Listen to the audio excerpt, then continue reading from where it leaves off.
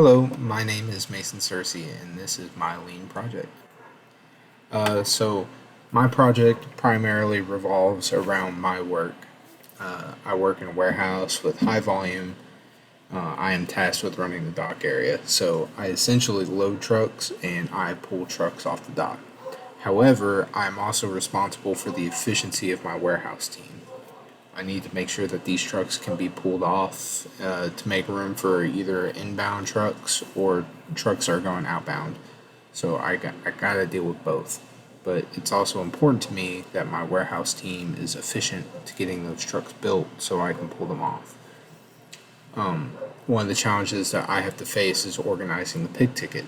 So, like, let's say they need item one here and then three. Well, instead of having two in the way, sometimes it's better to have three, like right here.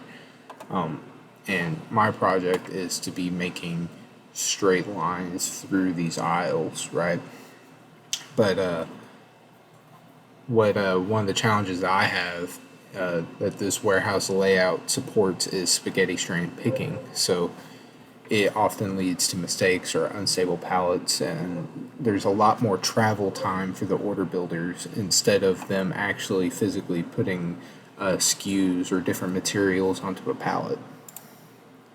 This is an example of what ideally the warehouse should be. I have the trucks here. Let's say they start here and then they run through like this. They snake through these pick lanes.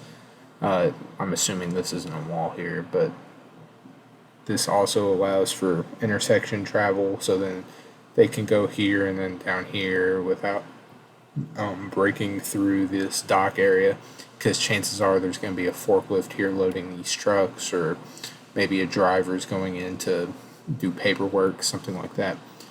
So my goal is for my lean project to assign each of these bin locations. So, like, this is row A, right? So, well, this is kind of a bad example. I want this to be A right here, where it's A1, A2, A3, A4, A5, A6, and so on. But those would be my bins: A1, A2, A3. This provides the builder with a direct line so they have something to follow instead of going to like A1, C17, and then so on and so forth. The benefits of this project would help the builders obviously become more efficient. They could reduce their mistakes, they can optimize their travel time so they don't have to go across the warehouse. It helps the inbound team rotate product. I work in a food related warehouse, so there's expiration dates for our SKUs. So we have a first in, first out model. So whatever our current inventory is has to be pulled forward so the newest inventory can be behind all of that. And having pick lanes can support the backstock for it and reduce any overhead waste if it falls past the expiration date. I also think that this would help merchandisers as well. I merchandise on the weekends, and I have put away these pallets into store aisles like Walmart, Kroger, Banks grocery, places like that. But this process helps merchandisers because most of the like items in the warehouse are gonna go into the same aisle of these stores. So by establishing pick lanes, all like items would be together, similar to how it could be unloaded into a store shelf. So after the grueling work, after analyzing all of my SKUs, assigning them bin locations, remapping them in the warehouse, creating a whole new layout. I didn't necessarily create a new layout, I just organized it more on the pick ticket so then it came in a linear fashion instead of all over the place. And I finished this around the end of March. I'd resequenced everything. Everything had their own bin location. Most of them didn't have a bin location and still don't because it's kind of unnecessary for the like large SKU items. So if I have multiple pallets of it that have to take up a whole, you know, they have a large quantity going out. I don't necessarily give that a bin location because it has several different bin locations, quote unquote. But after everything became linear and organized around the end of March, like right around here, this 331 to this March 31st to April 6th, I have is when I finalized this. So to test the process, if it had any effect at all, I have collected warehouse employee averages. I can't disclose their names or anything like that. And I have created a chart based on their efficiency ratings. Hundreds are ideal, but there is a specification limit that they can't fall below 70, like this guy right here. Man, I wonder who that is. Man. But it might be me. But anyway, the this guy has excelled all the way through. He dipped off right here and then he picked right back up, went down a little bit.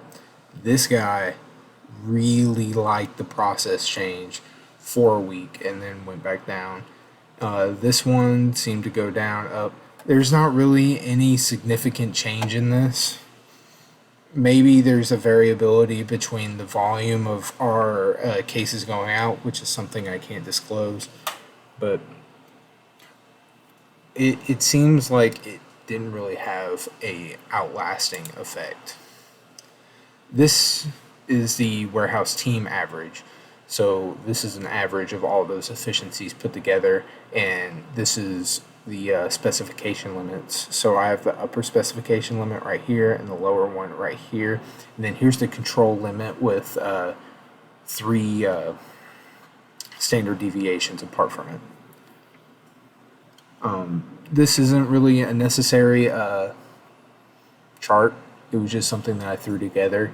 There's a not really a set goal for a team average, just more of a individual type thing. But I wanted to see how I can compare this warehouse to other warehouses, and this is something that I think could strongly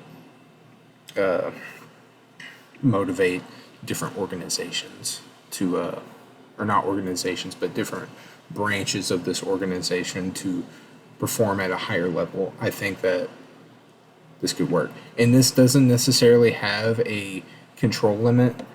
I just think that it should have one in case if they go too fast. And by fast, I mean they can produce pallets more than there are orders being made, and then that could cut overtime hours or just hours in general even. But I think that it would be a healthy way to keep man hours in control and provide for the employees. I did a correlation with pick errors too to see how they did. Now, this chart isn't the prettiest of charts. There was no good chart to support 16 employees and support what I wanted to see. I tried flipping it so that the dates were on the bottom, but it became even more complicated. So this is a weird chart to look. So on the vertical axis, I have the number of errors, and then down here I have the employees. Now, I could have it by dates in this area, but then it's just going to be all congested and hard to read. I'll demonstrate how my Google Sheets look at the end of this slideshow, but in the math that I did. However, in the meantime, the colors of the lines are separated by dates. So employee number 3 had the highest number of mispicks throughout these various dates. This employee did not work this week, and you could see that in his average of efficiency too. He did not have any there was no null point. He just can't simply have 0 in there. He is just removed. So there's a break in the chart right here. Same with this guy, but he works, not this guy. There's another one in here that breaks. I think it's, yeah, this green and blue one right here. He only works for about a week and then he comes back and then he doesn't work. He was on a, I can't disclose that. But employee 16 made 0 errors, so it looked like it all ended on this, but he just did not make any at all. He had none. Employee 15 had this many. Employee 14 did well. Employee 13 did very well. This guy made a bunch. That's how to look at it. The result was that there was a temporary boost in efficiency. There was a small bump in everyone's average, and then it kind of leveled back down. There could have been multiple variables to be accounted for, but I can't really disclose that in this presentation. There was a reduction in mispicks overall, so like right here, this was about, the yellow one was when I implemented the changes, right? He made minimum during that week, right? But throughout the rest, he went higher. So it's like that 1 week when everything was finalized, it went well. So it influenced my result to believe that the process wasn't kept. Everything was going into different bin locations that they weren't assigned to. I think that it's not necessarily that they're going into the wrong bin locations. I just think that people need more time to adjust to these changes. We have so many SKUs, so much volume going out that there's no line of thought, train of thought to get there. Not everyone is concerned with efficiency. It's a social science more than it is a statistical research analysis. But anyway, I'm getting off topic. This lean project had a temporary boost in efficiency. It moderately reduced mispicks. And there's peripheral benefits like helping inbound team, and it also helps our merchandisers. This is the link to my Google Sheets. I'm going to have it in the bio description below, but I'm also going to demonstrate it right here. If it'll load. So here we have the employee averages for their efficiency throughout these dates. Down here I have the specification limits, the grained average. There was, I think I just used this in conjunction. Okay. So this is the average right here. This is my math. You can see that the standard deviation, I just use this formula to find the lower control limit and upper control limit for the warehouse team chart. So these two, I used 3 times the standard deviation subtracted by the average and added for the lower control limit and upper control limit. And these were the number of mispicks made throughout the weeks that were being tested. Anyway, thank you for watching my presentation. I hope that this was helpful.